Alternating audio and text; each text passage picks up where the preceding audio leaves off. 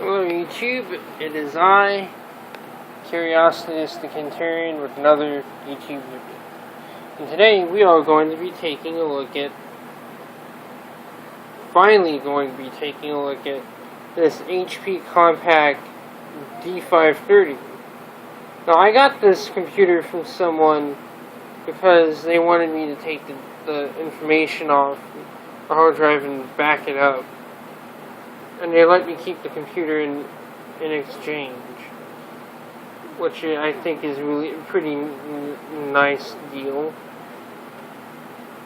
This originally had like two optical drives, but I opted to keep the DVD ROM drive that the original owner put on there. This had originally a CD-ROM drive. I don't think it had RW capability. This computer originally ran Windows XP Professional. This originally had a 2.8 gigahertz Pentium 4, but I chose to install something slightly lower clocked, but it was worth it because of a feature that particular CPU variant of the Pentium 4 has something that I added in here. I'll show you pictures in the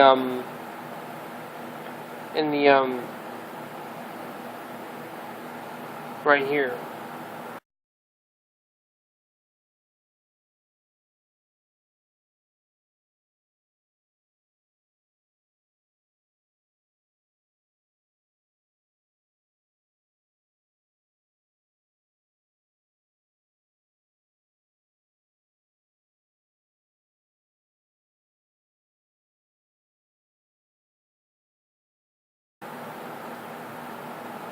Of the CPU that I added.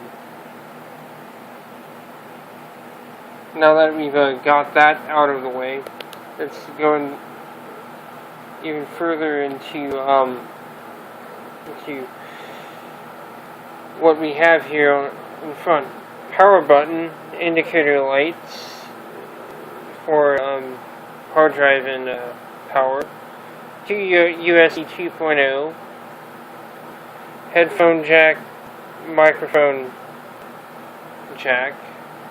Of course, there's the CPU that I added in. Oh, and this is going to be the model number.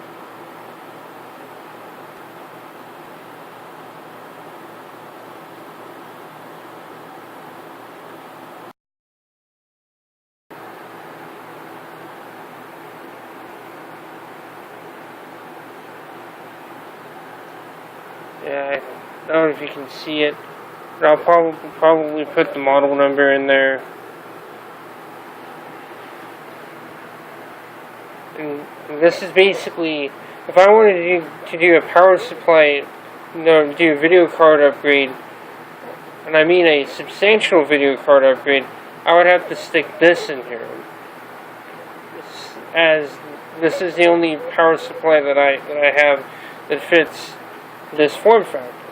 This too is from a system very similar, and in fact exactly the same case, even as the gray front bezel looks exactly the same.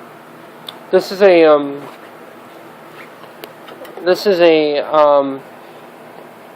300 and 85 watt power supply, and I took that out of I took apart one of a machine very similar to this, which was a Core 2 Duo machine instead of a socket 478 like this machine is. As you can see, it's the original CPU that was in here. That's out.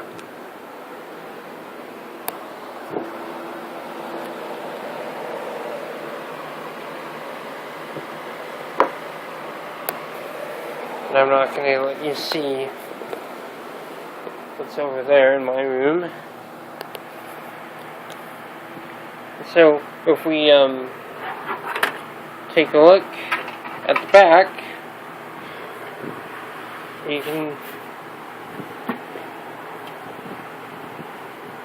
we can claim what is to be, well, there's the power supply. To PS legacy keyboard mouse PS2 ports, legacy mouse COM port, or it can be function as a legacy port for COM mouse, parallel port, onboard graphics, VGA port, but I have it covered as I've installed a video card down there. 4 USB ports, 1 Ethernet port, microphone, line in, audio line out, line in, and fan, cooling fan.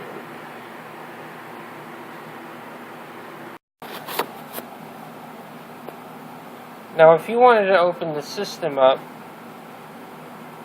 or you just pull this, and then put your hand there, and just pull back with this up, and there you go. Now you get access to the system. Now we can take a look at the components inside. Now that we are inside the machine, let's take a look at the components. There's our fan, there's the power supply, there's the optical drive. I'm going to show you how something unique about the system. This is the variant of this particular machine that allows you to do this.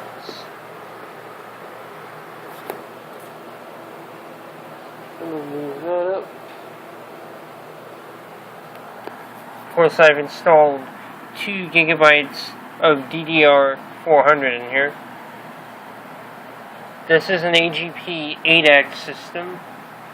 That's an ATI Radeon 9550. You can see that there's a puffy cap, but it hasn't given me much of a problem. 3 PCI legacy slots, and there's this weird black port here, and I don't know what that does. There's the audio line in. I think it's audio in. Yeah, it's the CD. It's the CD input for the that connects to the CD-ROM drive. There's the power button connector. There's some sort of SPDIF. I don't know what the speaker. Yeah, that's the PC speaker connector. This thing has a PC speaker. It looks like that. And this is not the original PC speaker, by the way. This is I had to replace the original PC speaker. And there's something unique about this PC speaker and what it's capable of doing. And later on in this video, you will see what it is. 2 serial ATA ports. Is the USB, I think either USB or audio. Cable. 2 USB ports. The clock battery. This has the floppy drive and CD-ROM ID port connectors up here. Power connector for the power supply.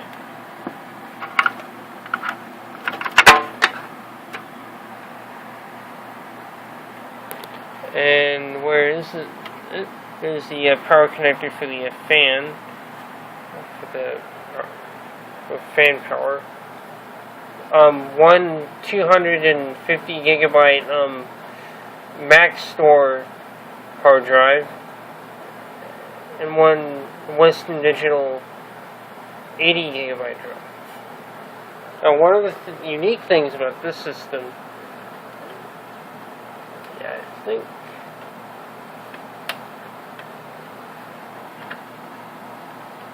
is, yeah, I don't, but you can just pull this off, and you can just move these drives and sideways, and you can put them in, and you can convert this into a desktop. A computer will just sit like this, and you can see the little latching mechanism that would allow you to remove the drives when they're in like sideways position.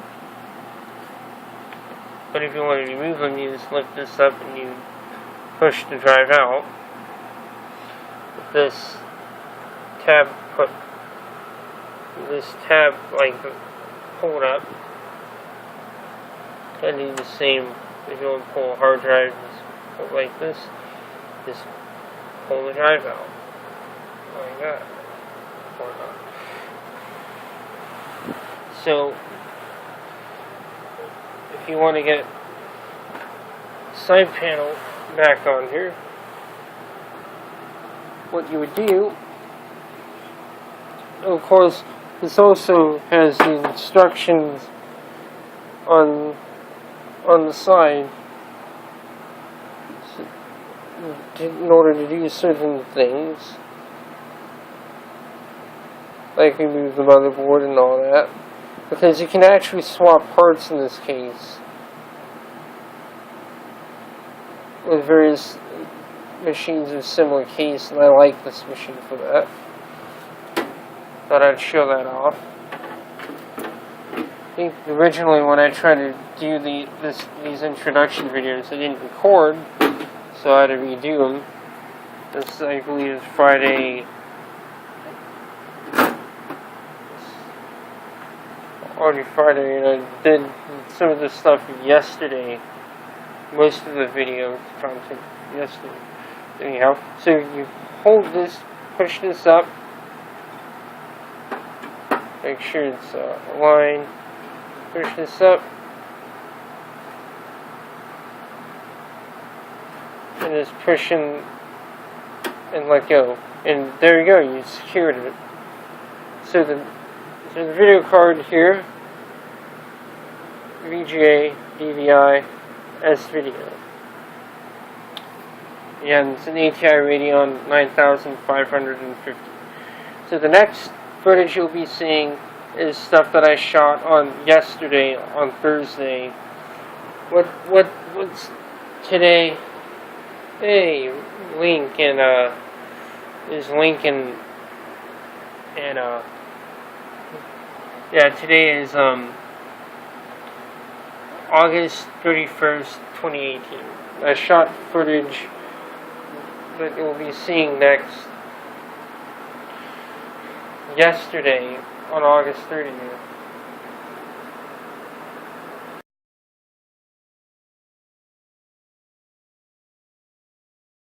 And this Dell Optiplex GX 260 has something quite similar to that black slot right there. And I just thought I might as well show that off. Yeah, I might review one of these machines at one point. These are really cool.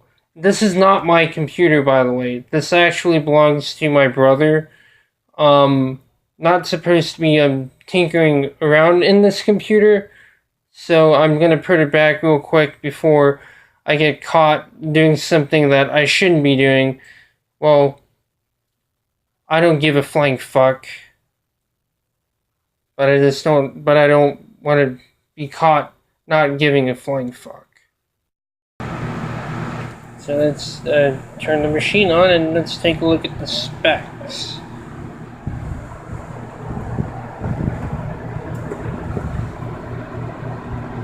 Now,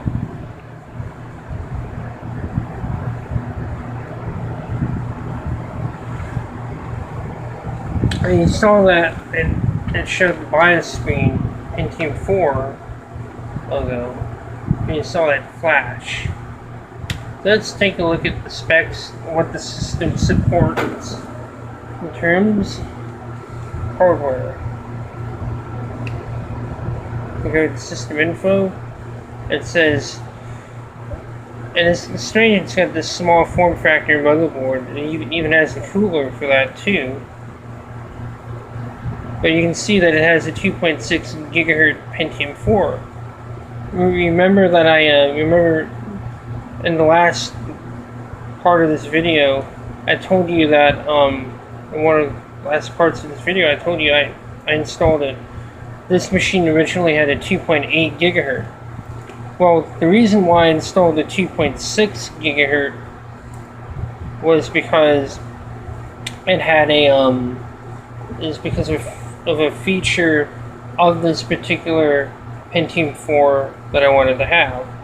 But we can see that the RAM 2600 megahertz, processor stepping is F29. Cache size 20 slash no, that would be the kilobytes.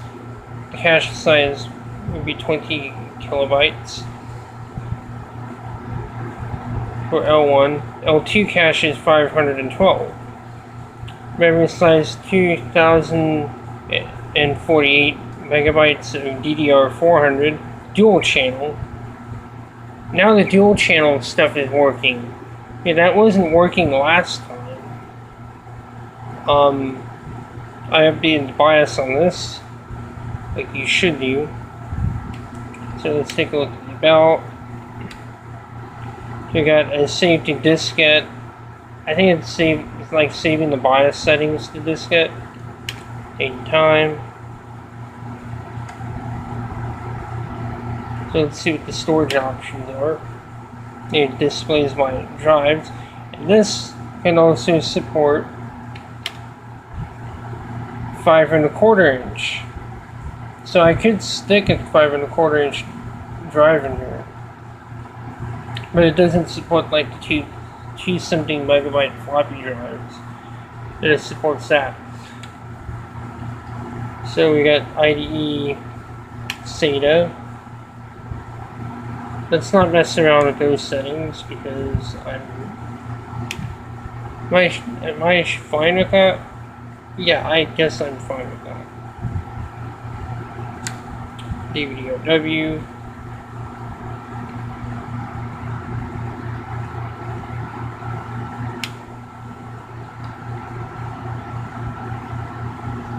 And so what we have here, just some settings. Boot order,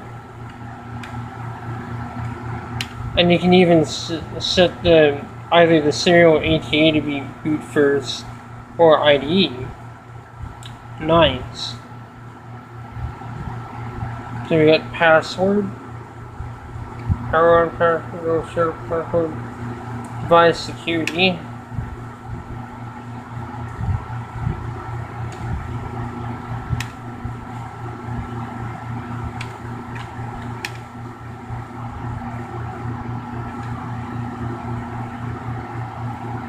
You can actually enter the asset tag. It's not messing around with that. Master boot record. Security, which we can enable that, and we're going to enable that anyway because it should be enabled.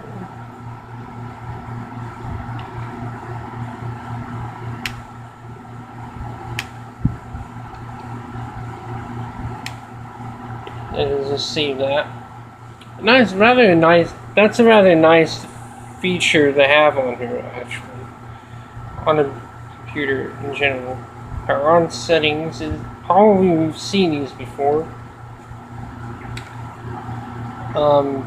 Wake up. Now you've seen that. Onboard.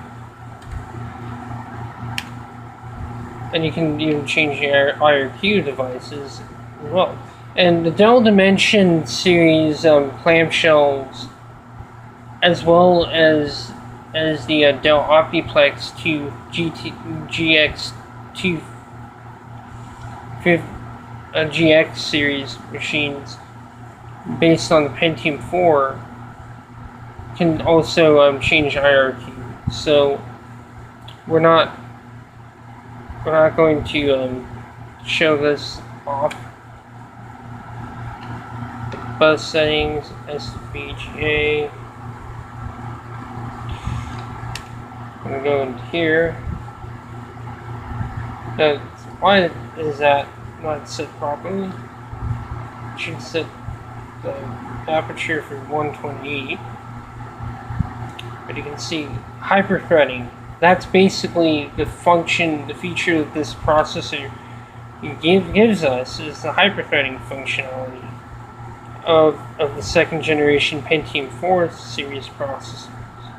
So let's enable that. Let's take a look at what happens when we enable it.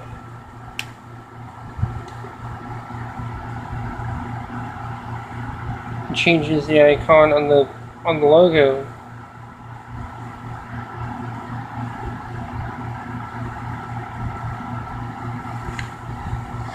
As you can see, there is no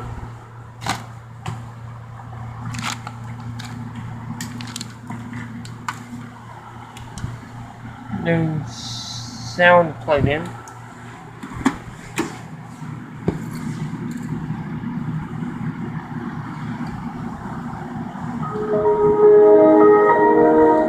Yeah, that speaker that's in this computer also functions like a built-in speaker. And the reason why I chose to do that, and the reason why I like this computer is because it is a built-in speaker. I mean, this would have made an excellent library computer. Quite seriously, of course, you're wondering why there's no version of Steam on here. It's because I installed Half-Life 2. In fact, we're going to take a look at Half-Life 2 right now. Or we're going to take a look at like the benchmark for Counter-Strike. We're going to run that benchmark. This is, by the way, RTM Half-Life 2 and RTM Counter-Strike. I might actually lift this picture from off of Counter-Strike Swords, just to put it on my desktop. It could be cool. So let's see. Of course, that's a feature you won't find on Half-Life 2 anymore. So let's go here. And this is, by the way, the Game of the Year edition of Half-Life 2. 800 by 600. Like, well, trilinear. Even with like,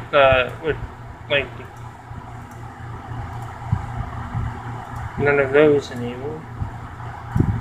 The same, it's still run like crap. But you said. And this works quite sweet, so yeah.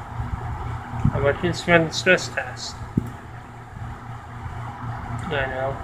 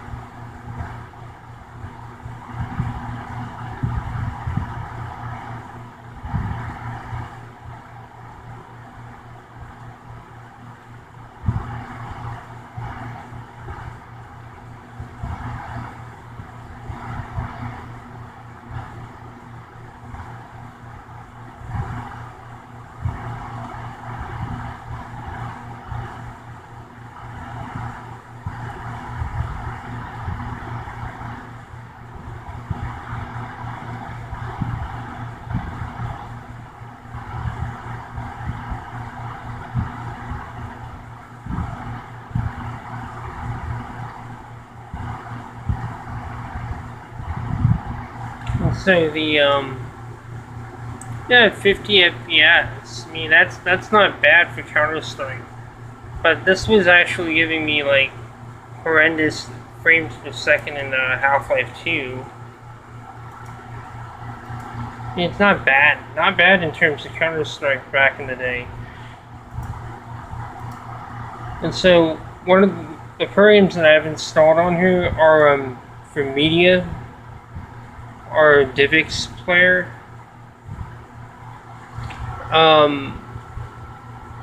QuickTime player and Real Media player. And I have the XVID codec is installed as well. I even have Media Player Classic.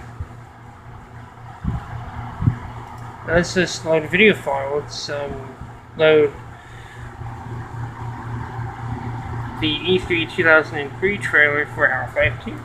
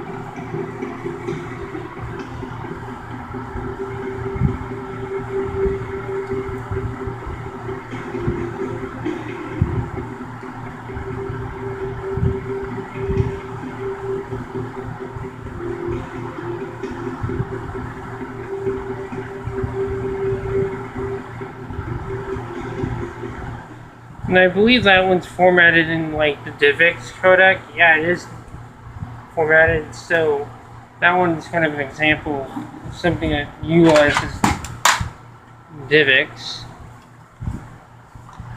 So we're going to be showing off some Half-Life 2. Or at least showing off a couple of games on here that I've installed on here. See if we can set this up like that.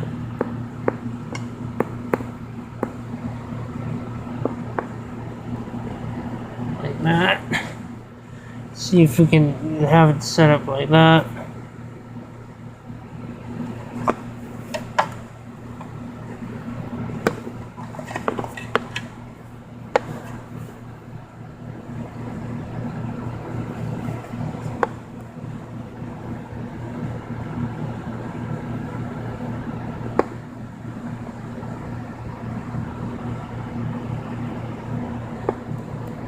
That, so that way it doesn't tip over.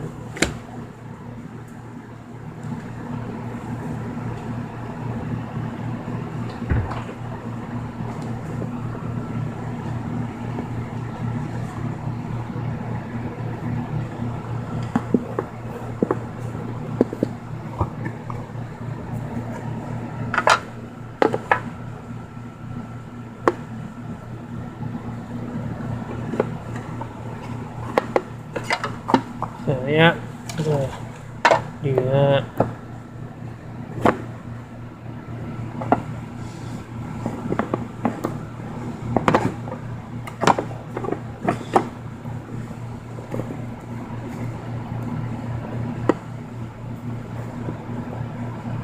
So I will probably do some MIDI stuff, like comparing, like, so let's take a look at some other functionality of this computer. Now this sound card, the built-in sound solution, has a function for the Yamaha XG MIDI, as well as its own general MIDI solution.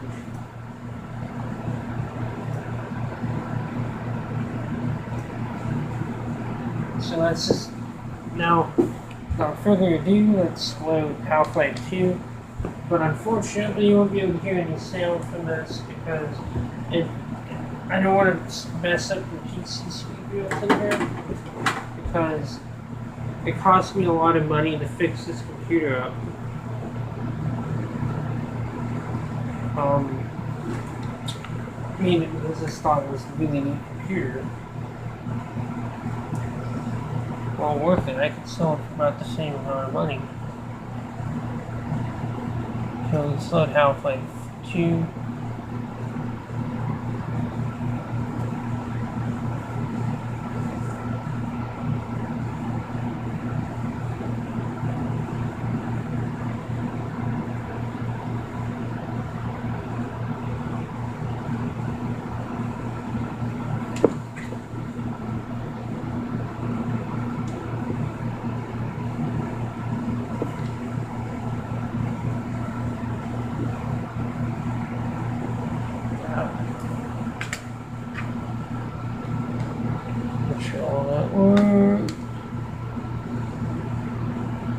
Yep, I remember the first time I played Half-Life 2, it was on my dad's Athlon XP machine.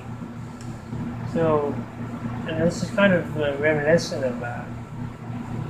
So much nostalgia with running this game on a machine like this. And the copy that I ran, was pirated.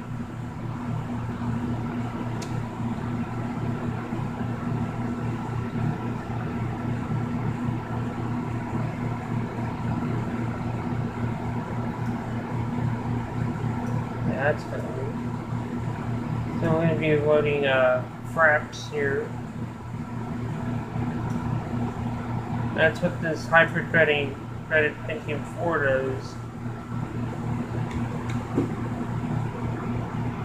As that second thing right there is the second thread. So that part of the reason was just to get good performance in the game.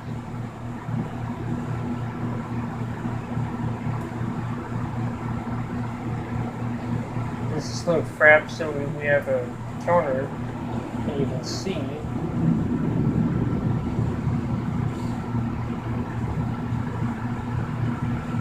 You can see it's running at 40 frames per second. On the screen here. Great way to benchmark. And I like the fact that Valve actually put this screen here, or made these actual maps instead of a traditional mini screen. Because this is a great way to benchmark the computer. And I think they might have intended it for that purpose as well. So let's load the let's load a point chapter 1.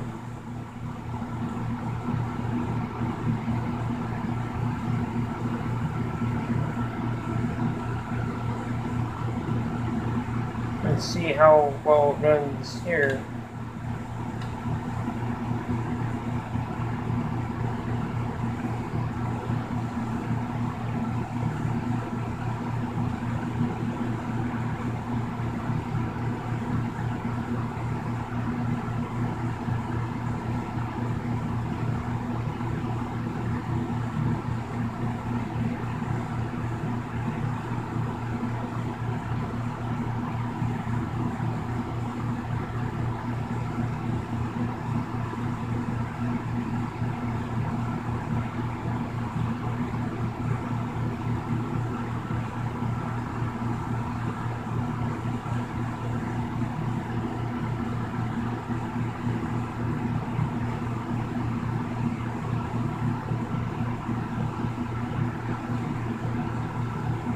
Yep, that's dipping.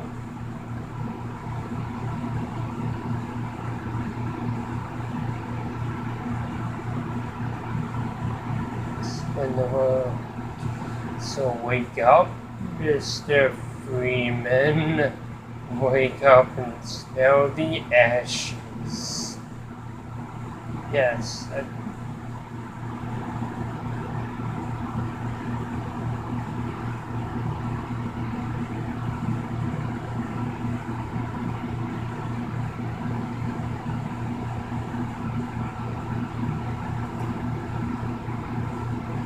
so let's load this beginning part. Now see how well it runs. It's basically averages 38, 5 FPS.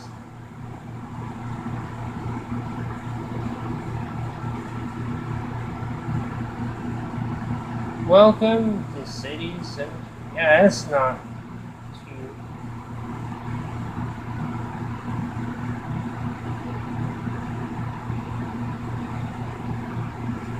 Yeah, we were. But you can see how, even at the maximum is 60 FPS, so you can see how that this video card really isn't up to the task of running this game. If I were to get the ATI Radeon card that I want to get for this system, which is something a little bit high end, like the 9800 would be nice. I'd have to still use that power supply that I showed you. Now I also have in addition to Half-Life 2, because I installed Half-Life 2 just to test this computer out. As I was saying, now I'm going to be, and I also have some other games on here. I also have some other games installed on here, and in addition to other pieces of software, a DivX player, Real Media Player, QuickTime Player, Media Player Classics installed on here. So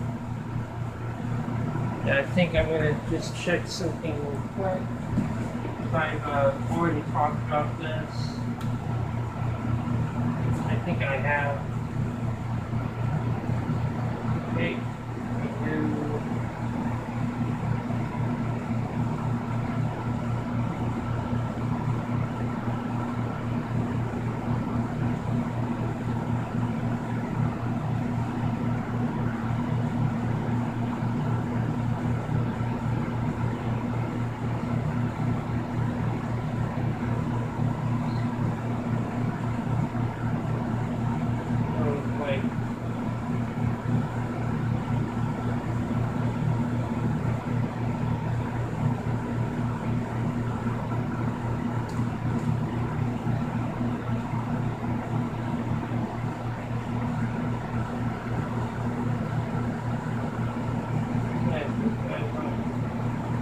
I have already shown off that, so let's take a look at some more games.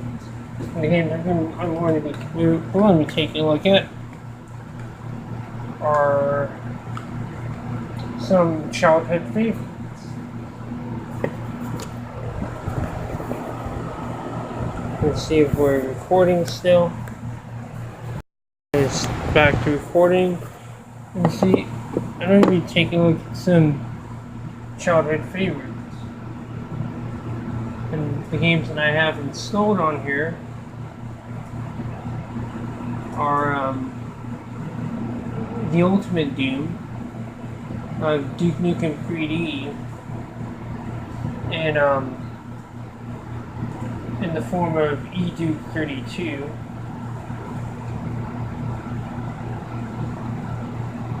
And I have Quake 2, and I have all the other games. In addition to like them having PR Boom Plus, I also have Z-Doom, and in the Z-Doom flavor. Let's take a look at Doom.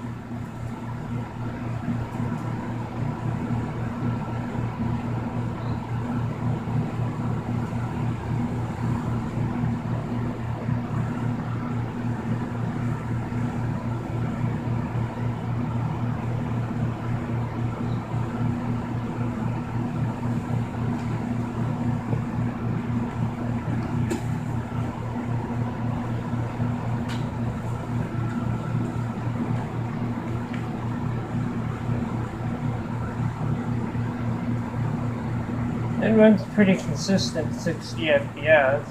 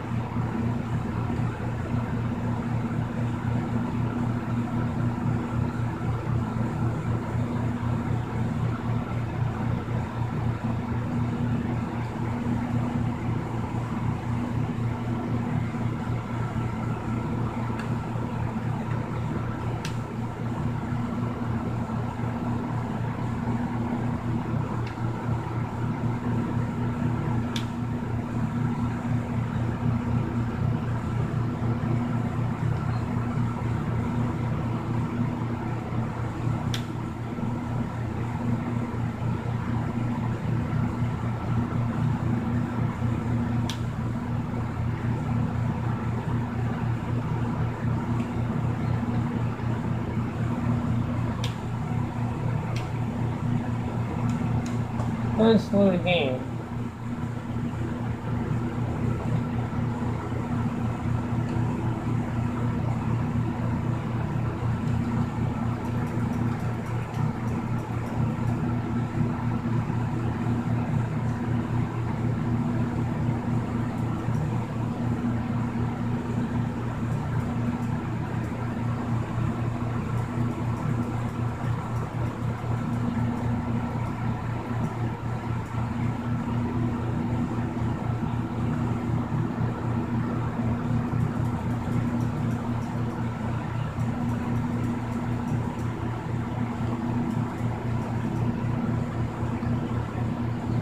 They're pretty consistent.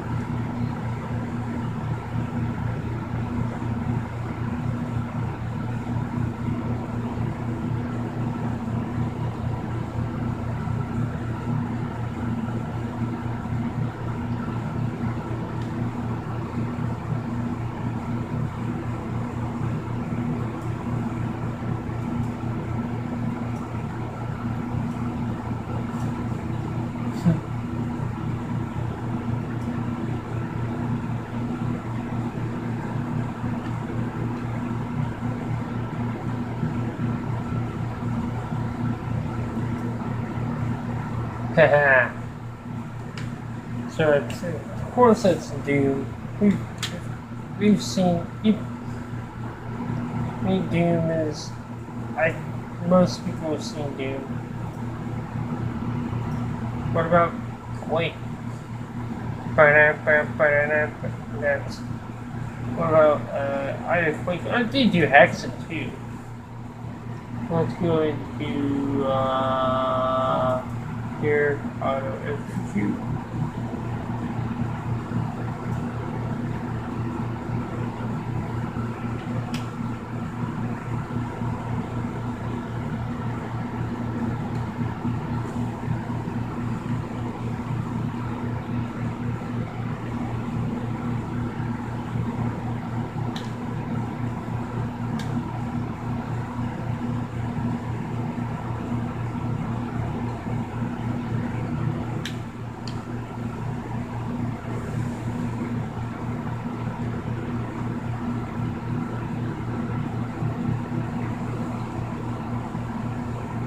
I'll have to set that one up. Let's just load Quake then.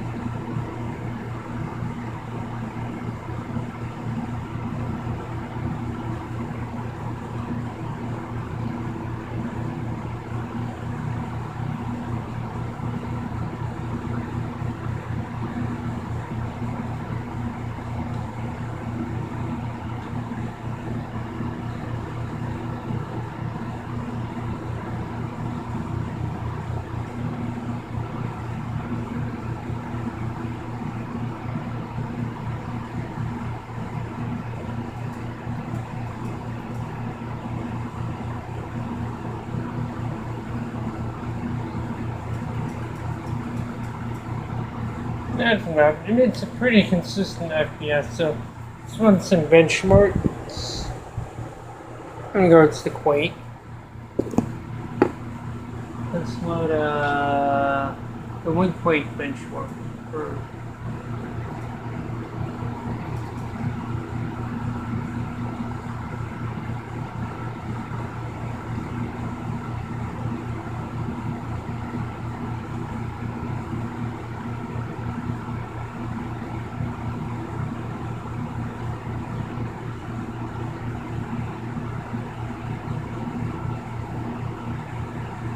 so we got a 5.9, no, not 5.9, 59.6 frames per second. That's pretty much 60 FPS. So that's,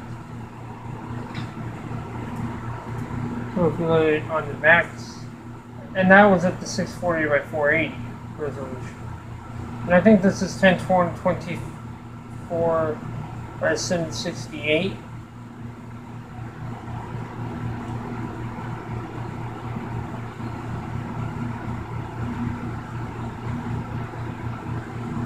And so, yeah, we got a 58.2 frames per second, more or less the same.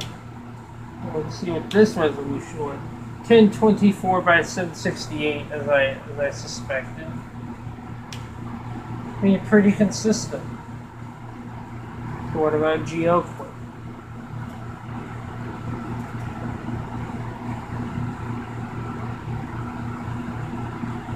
Holy shit! That's a pretty high. Holy fucking shit! 212.9 frames per second. That's amazing. That is pretty amazing, actually. And this is probably at 640 by 480, which is the resolution I would recommend. This is a 1024 by 768 on 16 megabyte. Not 16 bit mode. Which, holy crap! That's pretty incredible that this game can actually run at that. See what this one is. Yeah, we're gonna run that. Definitely. Really? Maybe just restart the computer or something like that. We're back. Let's run GL Quake at let's run GL Quake at max setting.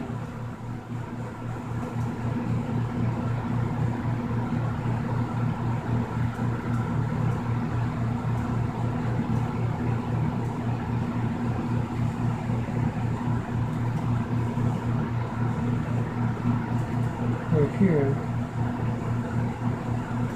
GL Quake remote max. I guess I can't run that resolution, 1280 by 1024. I mean, it's still pretty impressive as the resolution we're running at. So I think the next game will probably be Wolfenstein 3D. So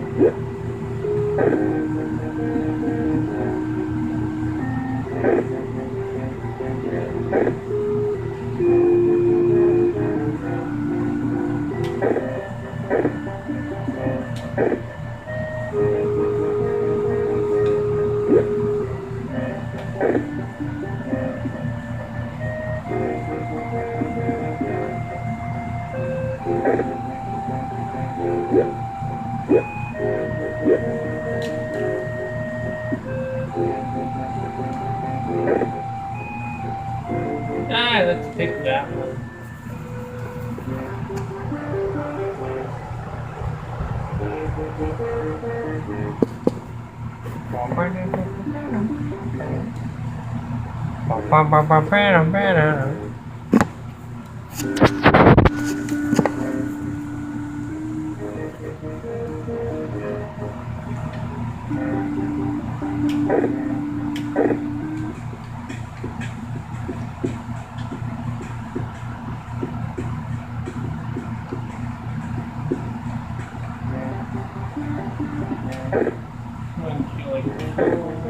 This is, by the way, EC Wolf emulator.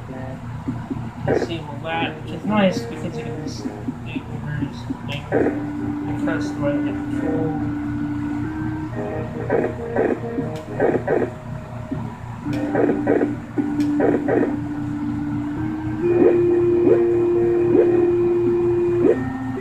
Unlike the original Wolfenstein 3D, you can't disable single.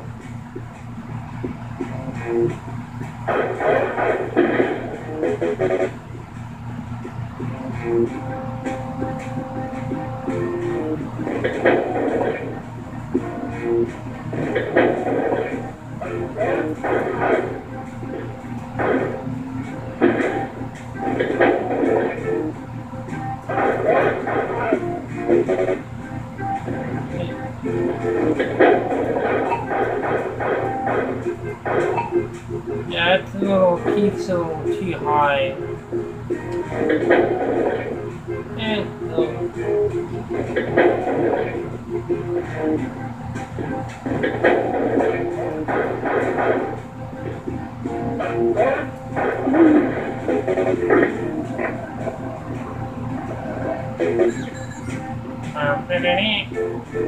Spion, mein Leben, du Stoffe.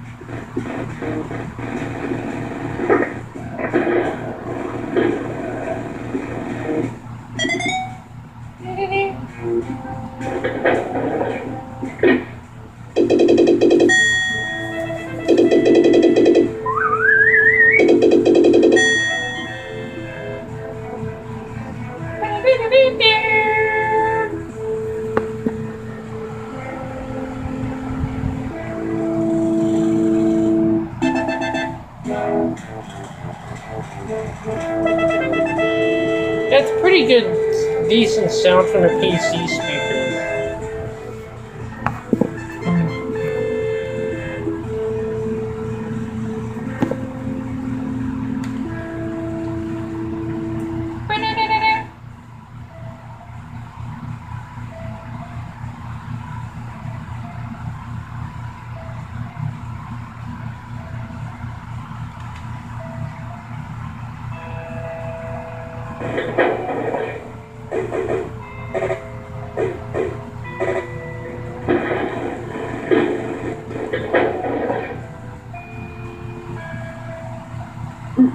Gustav!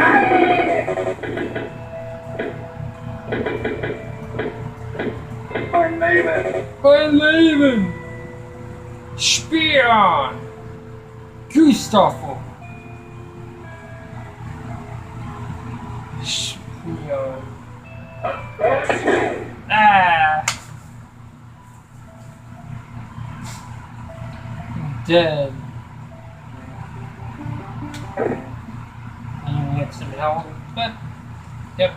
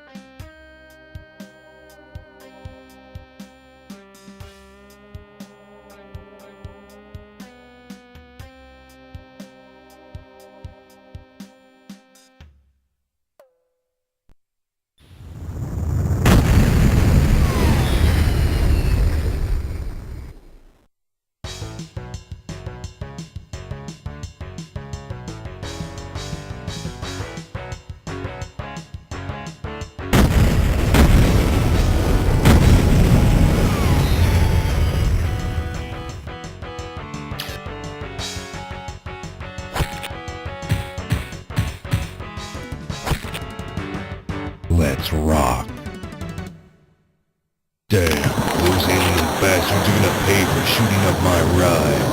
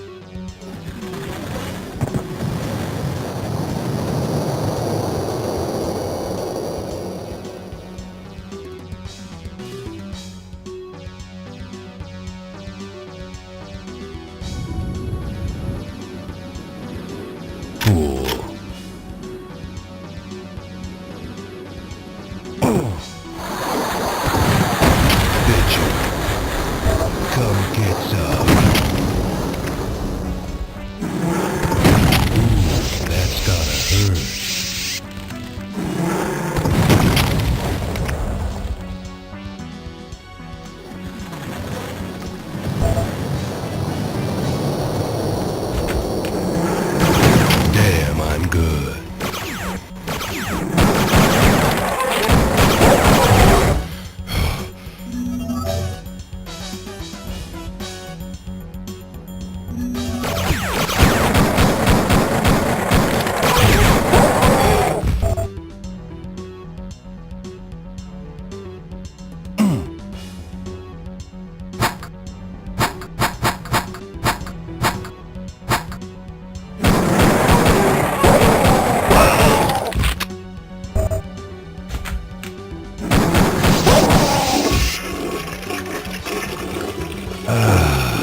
Much better.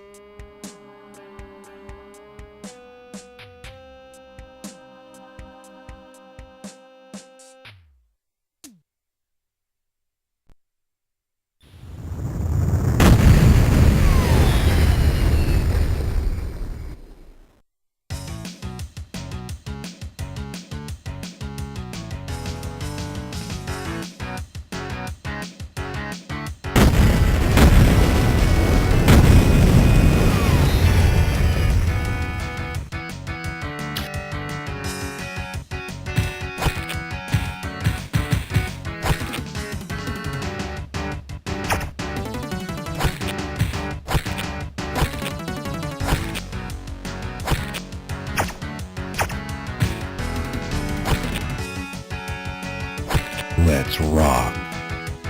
Damn, those alien bastards are gonna pay for shooting up my ride.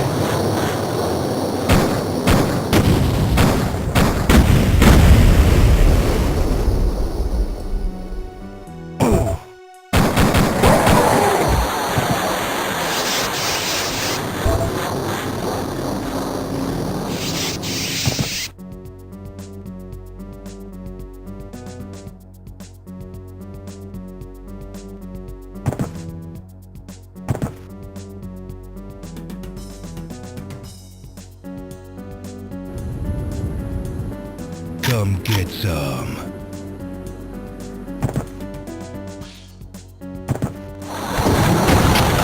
The smack dab on your ass.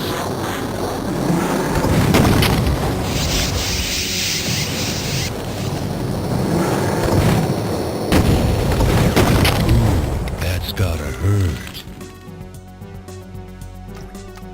Come get some.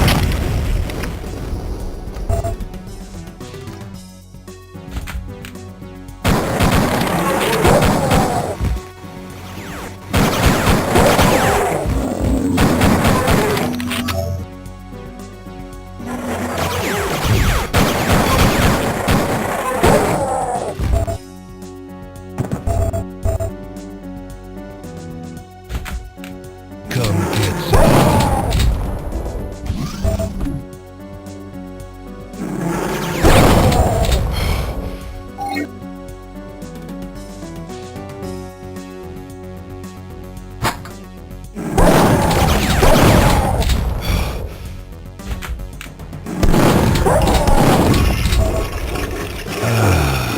much better.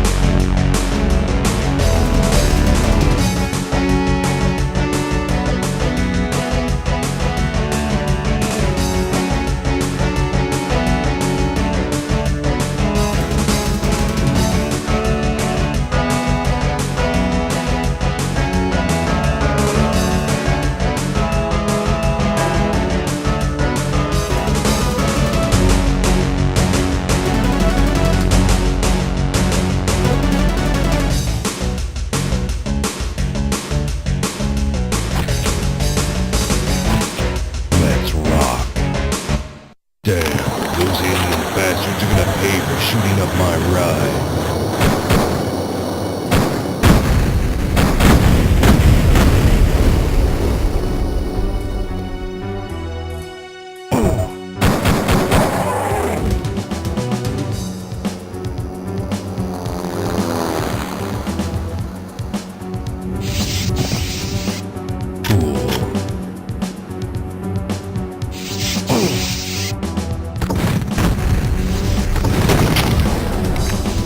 Come get some. Bitches.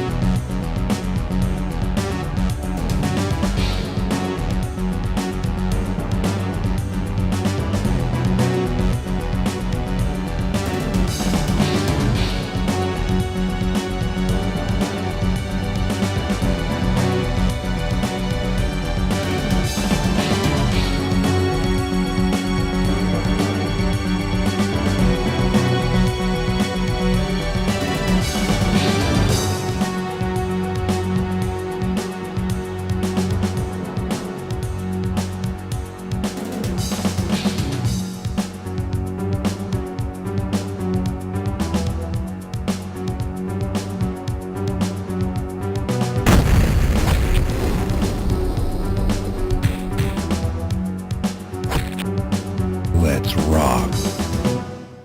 It's time to kick ass and chew bubble gum, and I'm all out of gum.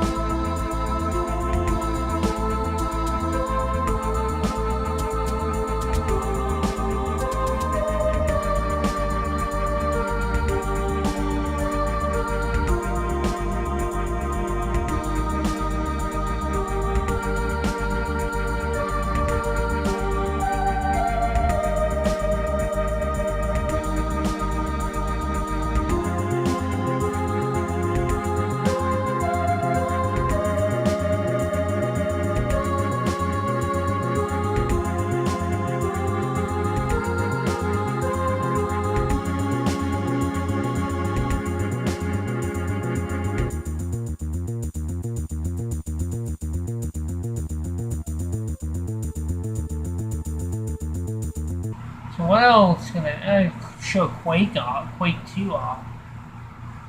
Try and run a benchmark Quake 2 here. Check if the game is set up properly.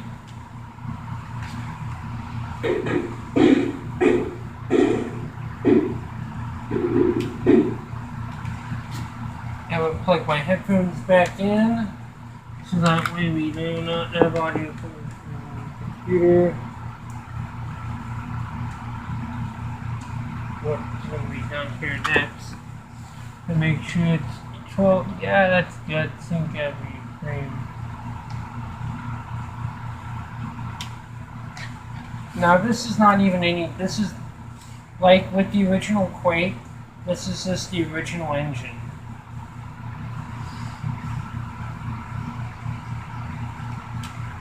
Yeah,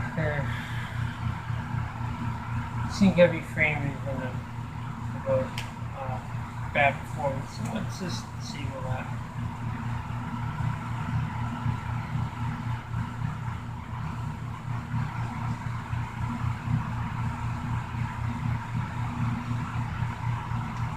I don't know if it's just this driver or anything.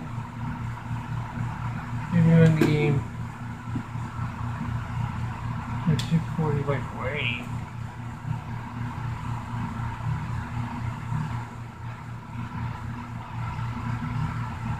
Yeah, it's not gonna. This is not gonna be that great. I mean, this video card isn't the greatest card in the world, but we'll just see. And I'm probably not gonna do a playthrough of it. It's just a benchmark. Just to show what the benchmark is.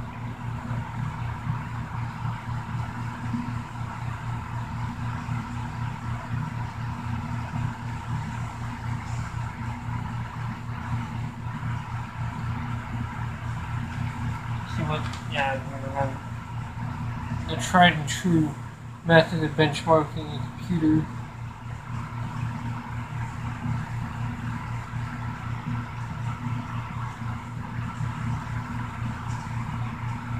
Yeah.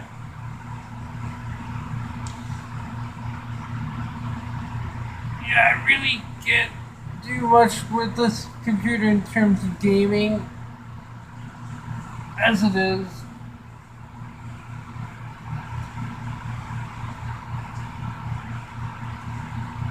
But you could run like source ports for like the original Quake, for the original game. You can play the original Quake on here, and it gives us a lousy 28.0 frames per second. Not what I want.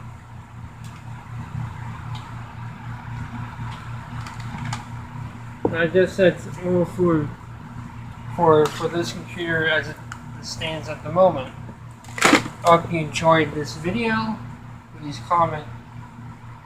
Please comment if you happen to have one. And this has been Curiositus the Cantarian, wishing you a happy Doom-free Quake Half-Life 2. Take care, everybody.